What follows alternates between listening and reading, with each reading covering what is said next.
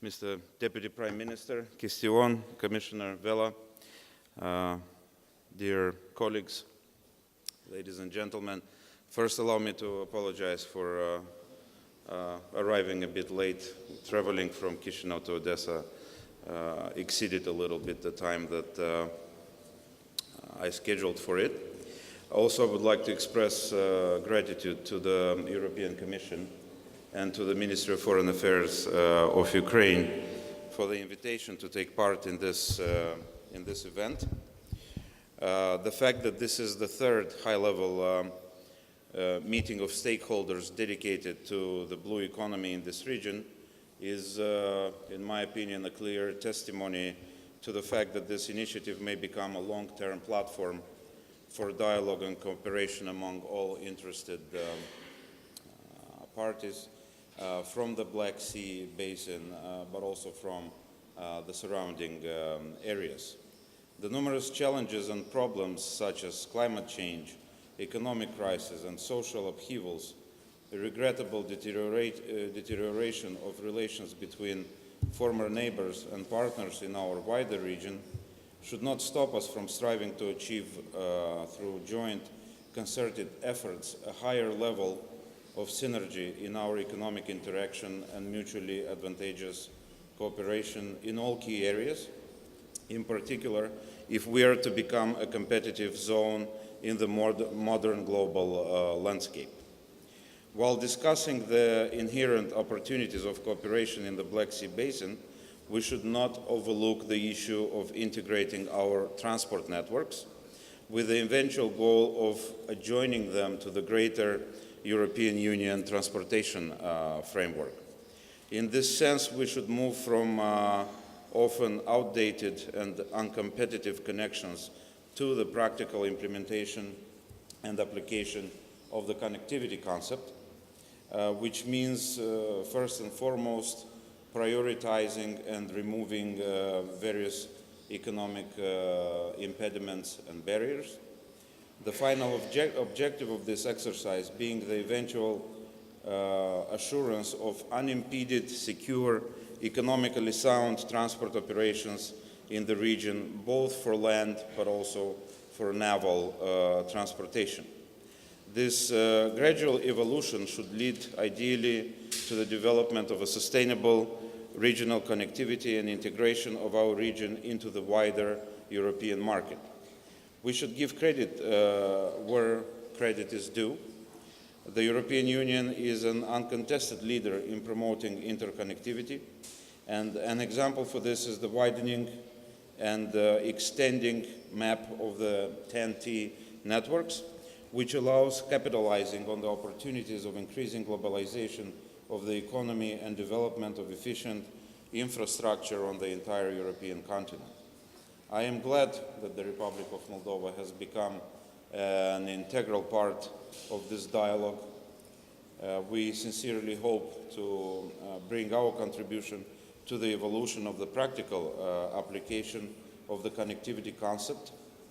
And what we are very interested in is interlinking our infrastructure with our neighbors to the benefits of all participants. We also have great expectations that this initiative will trigger economic growth in the greater Black Sea region. To this end, the maritime ports are an integral part of the connectivity agenda, and the Black Sea gateways are becoming increasingly important to the European single market, while the horizontal priorities of the motorways of the sea should potentially provide increased volumes of trade to the Black Sea ports. Of course, financial assistance remains essential in implementing the connectivity in our region, in particular in helping to ensure that the transport networks are sustainable both economically but also environmentally. And we are counting greatly on the European Union but also on the international financial institutions to contribute to the development of these projects. The Black Sea Basin also offers tremendous opportunities for economic development, taking into account its environmental, geographical diversity, but also the great array of important regional players and stakeholders.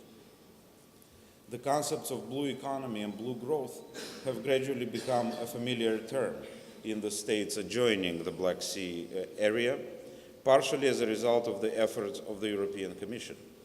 The authorities of our states have to contribute towards stimulating the emergence of the blue economy while identifying the suitable sectors that could benefit from this, in particular by promoting innovation, research, and consolidating exchanges of good practices among neighbors.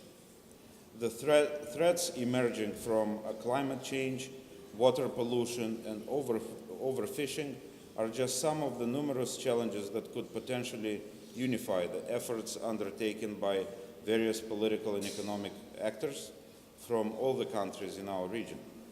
In this respect, we could follow EU's lead on promoting and implementing several blue economy technologies and know-how initiatives, in particular those related to renewable energy and clean shipping. We also remain hopeful that more funds will be available to Black Sea Basin countries through the research program Horizon 2020, which is increasingly open to all the partners in the region. And perhaps we should consider putting more effort into reviving the Black Sea Synergy as well, which has been somewhat a rather dormant initiative as of late.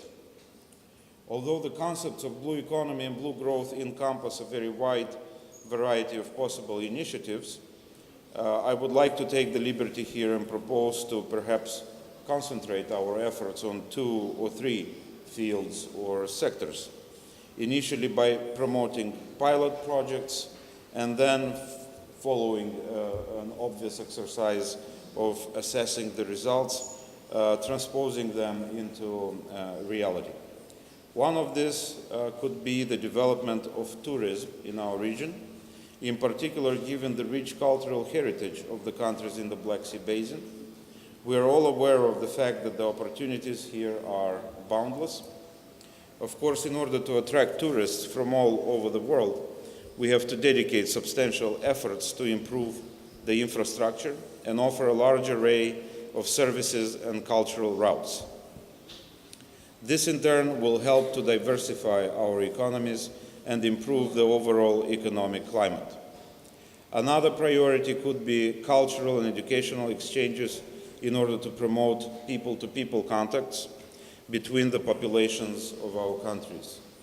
This initiative would also be in line with the recommendations offered by the European Union towards the development of our region and will also bring us closer together while contributing to eliminating outdated stereotypes and foster increased interaction and cooperation, especially in times of crisis and common challenges. In spite of the more recent visible centrifugal tendencies visible in our region, as well as thawing of old frozen conflicts, migration pressures, terrible acts of terrorism fueled by the violence in the Middle East, but also challenges of a political, social, and economic nature, the Black Sea Basin partner states have to remain unabated in the drive towards greater cooperation and constructive interaction, and to continue to work ceaselessly to achieve the desired stability and prosperity of our whole region. I would like to wish all the participants of today's event to have a productive exchange of views, experience, and know-how during the panel sessions, as well as a concrete continuation of joint actions in various projects on the ground. In conclusion, allow me to once again congratulate our Ukrainian hosts and the European Commission for a well-organized conference and express my sincere hope that this collective work will transpire into even greater partnership between all countries in the years to come. Thank you.